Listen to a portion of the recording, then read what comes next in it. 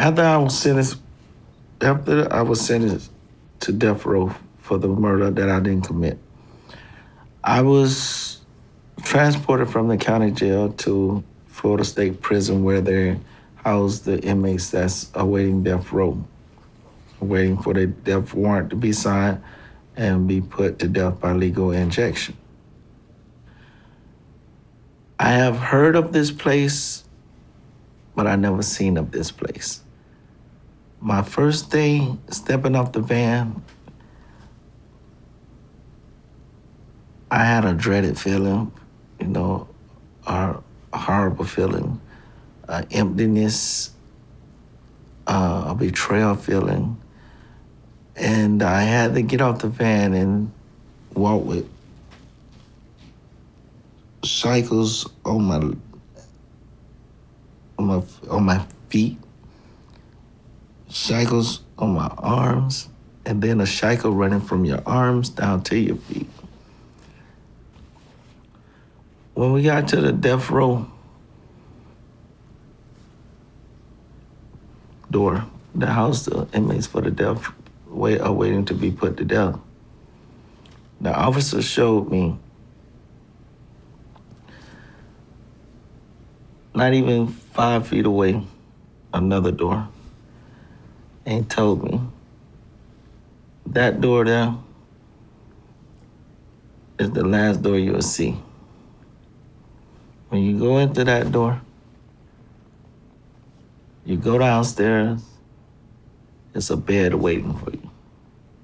They strap you down and they inject things into you until you can't breathe again.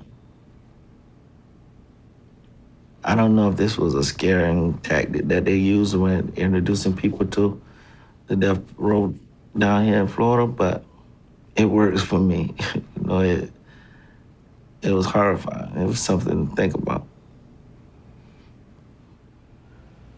After being incarcerated for 18 and a half years, 6 of them on death row and eventually be found innocent, I would say the injustice for me was actually being found guilty.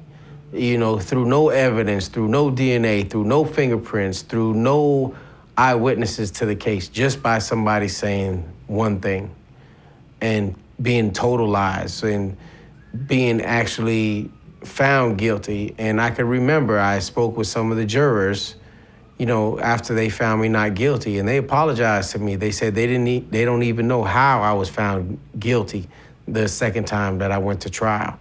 And they apologized for the mishaps. And I was released into the wee hours of the night, 3 o'clock in the morning, still dark, no money, no compensation, no counseling, no job, nothing. I was lucky to have somebody there by my side to take me in at that time. Some people aren't so lucky.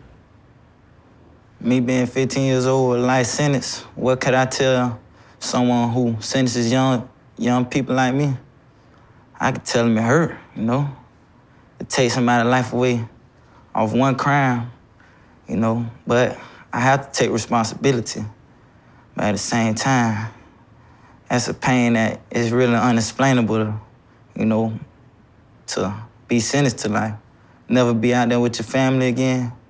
Never be able to do certain things that you never did. And never be able to complete your goals that you had planned, When you're 15, you're young. I wouldn't say I was stupid or nothing, but I did make some bad decisions. And I would have never known one decision can cause my whole life. Being sentenced to life, that's worse than dying, Like a real bad pain.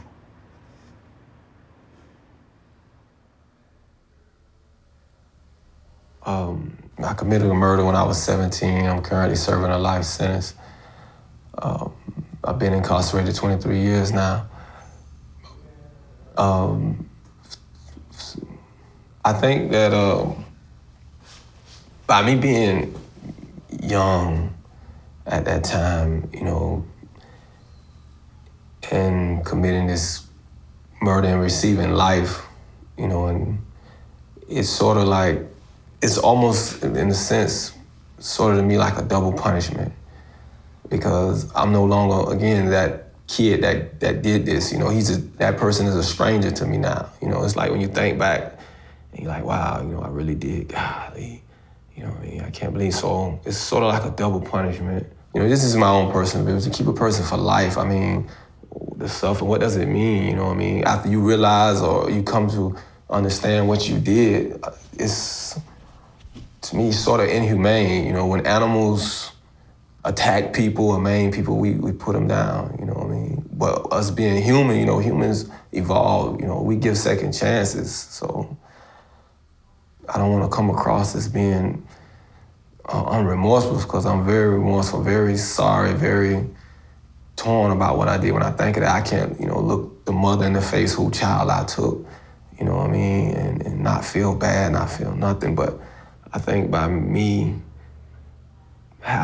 trying to change and redeem myself from that by being a better person, changing my life, is something that should have value in a sense, you know.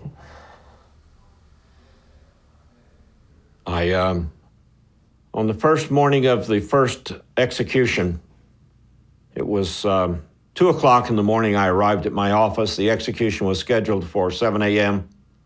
There were satellite dishes from television stations around the world across the street from my office.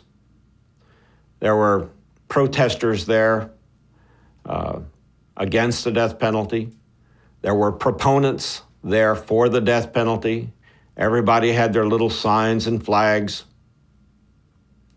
It was like a big ceremony. It wasn't a solemn event where somebody was going to die.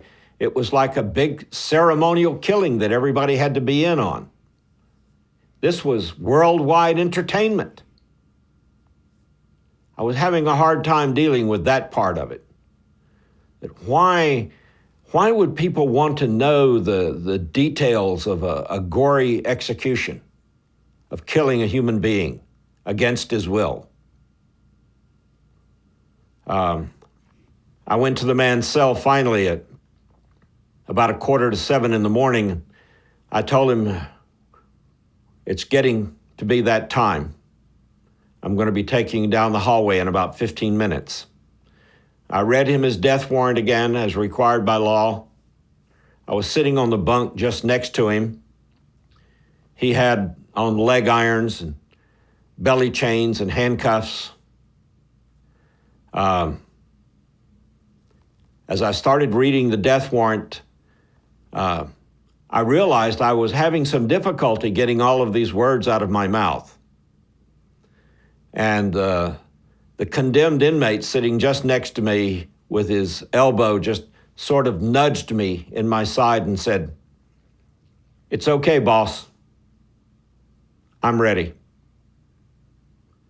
And I realized that in this horrible moment, in this premeditated ceremonial moment that I was going to kill this man, he was trying to make me comfortable because he knew for some reason I really didn't want to do what I was getting ready to do. That was a hard moment. Putting him to death was a very difficult task that day.